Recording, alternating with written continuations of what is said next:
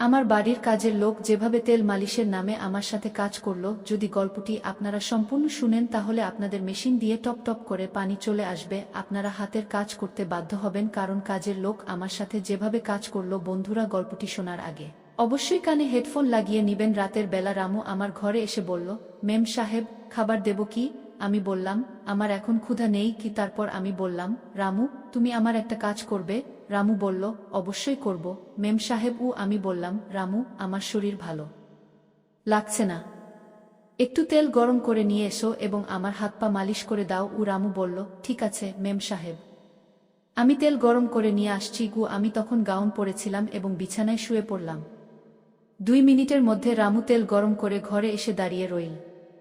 আমি আমার গাউন হাঁটু পর্যন্ত তুলে ধরে বললাম, রামু, আমার পায়ে তেল দিয়ে মালিশ করে দাও। রামু, কি মেম সাহেব? বলে আমার পায়ে তেল মালিশ করতে শুরু করল।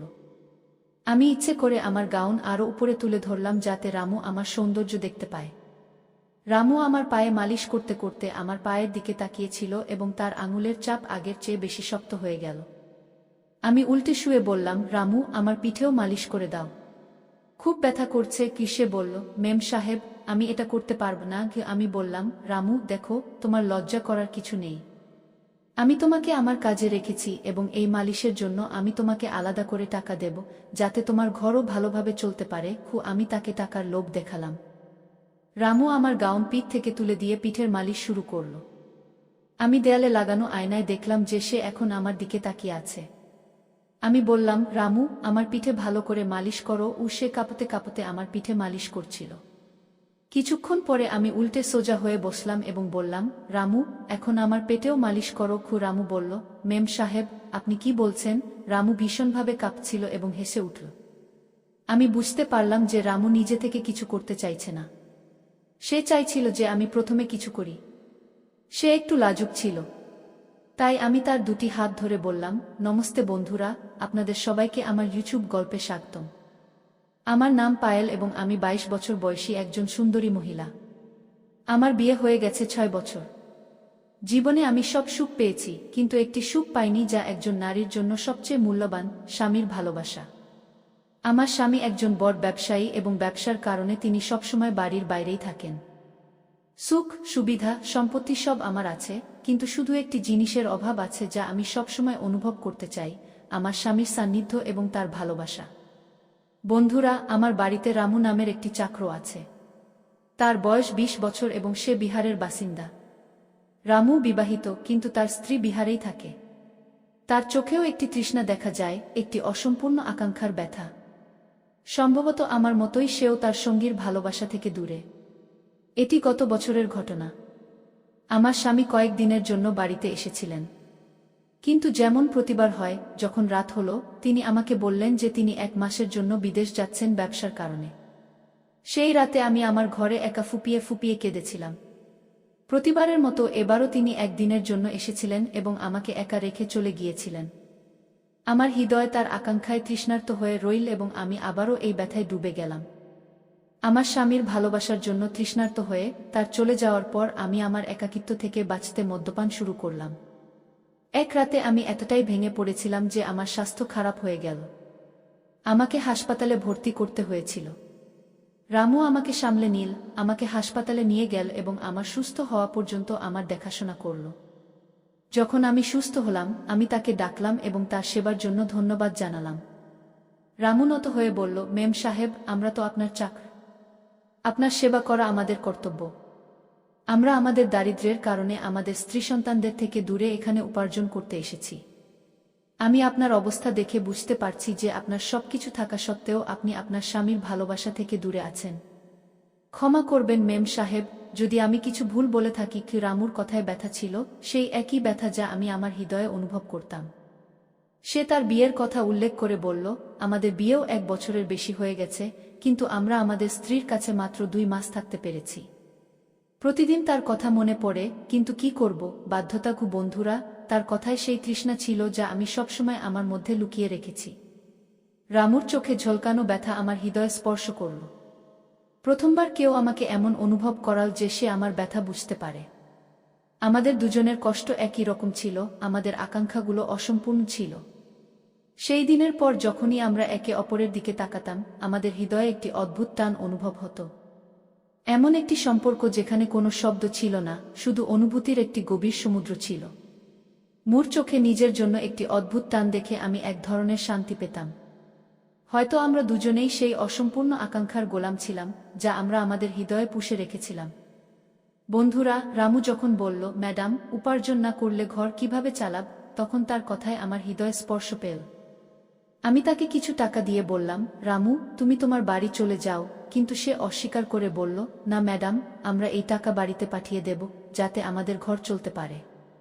আমি এখানেই থেকে আপনার সেবা করব।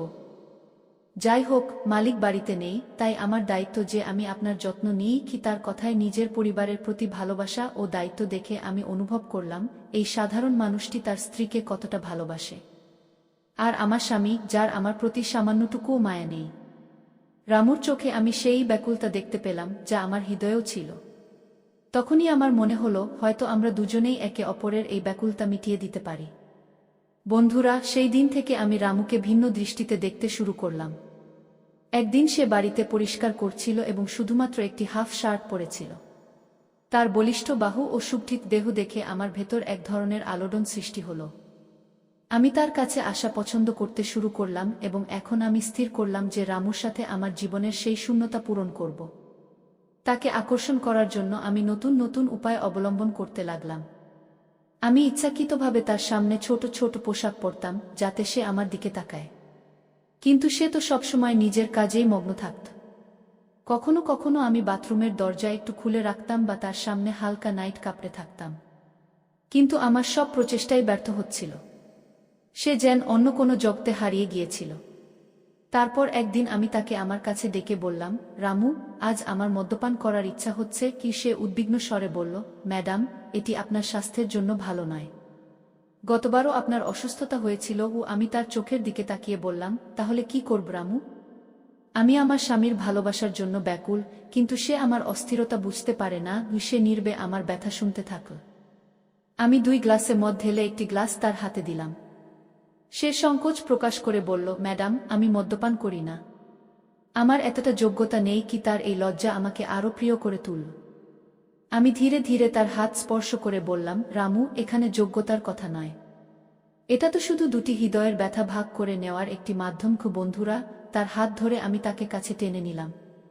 প্রথমবার তার নিকটত্বে আমি এক ভিন্ন ধরনের উষ্ণতা অনুভব করলাম। আমার হৃদয় দ্রুত স্পন্দিত হতে লাগল এবং তার লজ্জায় ভরা চোখে আমি আমারই ব্যাকুলতার প্রতিচ্ছবি দেখতে পেলাম। ধীরে ধীরে আমি তার মুখের কাছে আমার ঠোঁট নিয়ে গিয়ে হালকা করে তার গাল স্পর্শ করলাম। আমার এই স্পর্শ তার ভেতর কিছু পরিবর্তন এনেছিল। তার শ্বাসপ্রশ্বাস দ্রুত হয়ে গেল এবং সে আমাকে তার বাহুতে জড়িয়ে নিল। আমরা দুজনেই সেই মুহূর্তে হারিয়ে গেলাম, যেন আমাদের সমস্ত অসম্পূর্ণ স্বপ্ন ও আকাঙ্ক্ষা একে অপরের মধ্যে পূর্ণ হচ্ছে। তার বাহুতে আমি সেই শান্তি পেলাম, যা আমি সর্বদা কাঙ্ক্ষিত ছিলাম। সেই রাতে আমরা দুজনেই আমাদের ব্যাকুলতাকে শান্তিতে রূপান্তরিত করলাম। একে অপরের স্পর্শে নিজেকে হারিয়ে আমি সম্পূর্ণরূপে অসহায় হয়ে পড়েছিলাম, কারণ আমি চেয়েছিলাম আমার স্বামী আমাকে আরও বেশি ভালোবাসুক, আমাকে তার দিকে আকর্ষণ করুক। কিন্তু সম্ভবত আমার ভাগ্যে সেই ভালোবাসা ছিল না। প্রতিটি মেয়েই চায় যে তার স্বামী সর্বদা তার পাশে থাকুক, তার যত্ন নিক এবং তার প্রয়োজনীয়তার দিকে নজর রাখুক। কিন্তু আমার স্বামী তো সর্বদা তার কাজে এতটাই ব্যস্ত থাকতেন যে আমি সর্বদা একাকিত্ব অনুভব করতাম। এক রাতে রামু আমার ঘরে এসে বলল, ম্যাডাম, খাবার দেব? আমি বললাম, আমার এখন ক্ষুধা নেই কি। তারপর আমি সাহস করে বললাম, রামু, আমার একটি কাজ করবে? রামু হেসে বলল, অবশ্যই ম্যাডাম। আমি বললাম, রামু, আমার স্বাস্থ্য ভালো লাগছে না, একটু তেল গরম করে এনে আমার মালিশ করে দাও। রামু মাথা নেড়ে বলল, ঠিক আছে ম্যাডাম, আমি এখনই আনছি। আমি তখন গাউন পরিহিত ছিলাম এবং বিছানায় শুয়েছিলাম। রামু কিছুক্ষণের মধ্যেই তেল গরম করে ঘরে চলে এল। আমি হালকা হেসে বললাম, রামু, আমার পায়ে তেল লাগিয়ে মালিশ করে দাও। রামু বিনয়ের সাথে বলল, জি ম্যাডাম, এবং আমার পায়ের মালিশ শুরু করল। আমার শরীরের স্পর্শ সে ধীরে ধীরে অনুভব করতে লাগল। তার আঙুলগুলি আমার পায়ে ধীরে ধীরে ঘষতে লাগল এবং আমি উষ্ণতা অনুভব করতে লাগলাম। আমার পায়ের মালিশ করতে করতে সে এগিয়ে চল। আমার চোখ তার স্পর্শ অনুভব করছিল এবং এক অদ্ভুত আকর্ষণ অনুভব করতে লাগলাম। আমি হালকা করে পাশ ফিরে বললাম, রামু, আমার পিঠেরও মালিশ করে দাও। খুব ব্যথা করছে। রামু কিছুটা সংকোচের সাথে বলল, ম্যাডাম আমি এটি করতে পারবো না। আমি কিছুটা নরম স্বরে বললাম, রামু, তোমাকে লজ্জিত করার কিছু নেই। আমি তোমাকে তোমার কাজের জন্য আলাদাভাবে অর্থ দেব, যাতে তোমার পরিবার ভালোভাবে চলতে পারে। বন্ধুরা, সে কিছুটা সংকোচ বোধ করে আমার পিঠ মালিশ করতে শুরু করল। তার আঙুলের স্পর্শ যেন আমার আত্মার গভীরে পৌঁছে গেল। আমি দেয়ালে লাগানো আয়নায় দেখতে পাচ্ছিলাম যে সে ধীরে ধীরে আমার পিঠ মালিশ করছে এবং তার দৃষ্টি এখন আমার শরীরে স্থির হয়ে গেছে। আমি বললাম, রামু, আমার পিঠ ভালোভাবে মালিশ করো। সে কাঁপতে কাঁপতে হাত দিয়ে আমার পিঠ মালিশ করছিল এবং আমি অনুভব করছিলাম যে আমাদের উভয়ের তৃষ্ণা এখন একে অপরের মধ্যে মিশে যাচ্ছে। বন্ধুরা, পায়েল বিছানায় শুয়েছিল। তার চোখ কিছুটা ভেজা ছিল এবং মনে কিছু অশান্তি ছিল। সে জানত যে তার স্বামী খুব ব্যস্ত এবং কখনো নিজের জন্য সময় পায় না। এখন এখানে পরিস্থিতি বোঝার মতো কেউ ছিল না এবং এই কারণেই সে রামুর সাথে কথা বলার সিদ্ধান্ত নিয়েছিল। সে একজন বুদ্ধিমান মানুষ ছিল এবং পায়েল তার সাথে একটি সংযোগ অনুভব করত। পায়েল ধীরে বলল, তুমি কি আমার সাহায্য করতে পারো? তার কণ্ঠে কিছু ভিন্ন অনুভূতি ছিল, যেন সে নিজেকে কিছুটা স্বস্তি দিতে চায়। রামু কিছুক্ষণ চুপ থেকে হালকা হাসি দিয়ে বলল, অবশ্যই মেম সাহেব। আপনি বলুন, কি করতে হবে? পায়েল ধীরে বলল, আমি কিছু ভালো অনুভব করতে চাই, শুধু কিছুটা আরাম চাই। তুমি কি আমার সাহায্য করবে? শুধু একবার। রামু তার কণ্ঠে একটি শান্তি এবং বিশ্বাস অনুভব করল।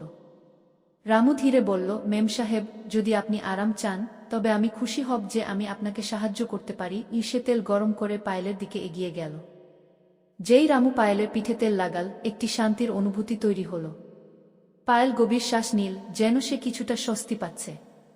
রামুর স্পর্শ তাকে এখন সম্পূর্ণ মাতাল করে দিয়েছে, যেন সে প্রতিটি মুভমেন্ট বুঝতে পেরেছে। বন্ধুরা, পায়েল তাকে আরও আরামদায়ক করতে বলল, একটু বেশি চাপ দাও রামু। মনে হচ্ছে ব্যথা কমছে। রামু আরামে তার পিঠ মালিশ করল এবং ধীরে ধীরে তার শরীরের প্রতিটি টান কমাতে চেষ্টা করল। এই মুহূর্তে পায়েল অনুভব করল যে কখনো কখনো সঠিক সময় এবং সঠিক মানুষ আপনার জীবনে শান্তি এবং বোঝাপড়া নিয়ে আসতে পারে। সে জানত যে রামু শুধু একজন কাজের মানুষ ছিল, কিন্তু আজ সে পায়েলকে একজন বন্ধুর মতো বুঝছিল এবং এটি তার জন্য অনেক অর্থ বহন করত। তোমাকে অনেক ধন্যবাদ রামু, পায়েল বলল এবং তার চোখে হালকা ভেজা ভাব ছিল, যা একটি গভীর স্বস্তি প্রকাশ করছিল। রামু হাসতে হাসতে বলল, মেম সাহেব, আমি সবসময় আপনার সাহায্য করার জন্য এখানে আছি। যদি কখনো প্রয়োজন হয় আমাকে বলবেন। এটি শুনে আমি তাকে আমার বাহুতে শক্ত করে জড়িয়ে ধরলাম, কিন্তু রামু এক ঝটকায় নিজেকে দূরে সরিয়ে নিল এবং আমার পা থেকে চাদর তুলে আমার পুরো শরীর ঢেকে দিল। সে মাথা নিচু করে হাত জোট করে দাঁড়িয়ে বলল, মেম সাহেব, এটি আমাদের দ্বারা সম্ভব নয়। আমরা আমাদের স্ত্রীকে অনেক ভালোবাসি এবং আমরা আমাদের স্ত্রীর সাথে বা আমাদের মালিকের সাথে বিশ্বাসঘাতকতা করতে পারি না, নইলে আমরা বিশ্বাসঘাতক বলে পরিচিত হব। মেম সাহেব, আমরা গরিব হলেও আমাদের পরিশ্রমের অর্থ খাই। আমরা জানি যে মালিক আপনাকে ছেড়ে কয়েক মাস বিদেশে থাকেন, কিন্তু এর মানে এই নয় যে আপনি মালিকের সাথে বিশ্বাসঘাতকতা করবেন।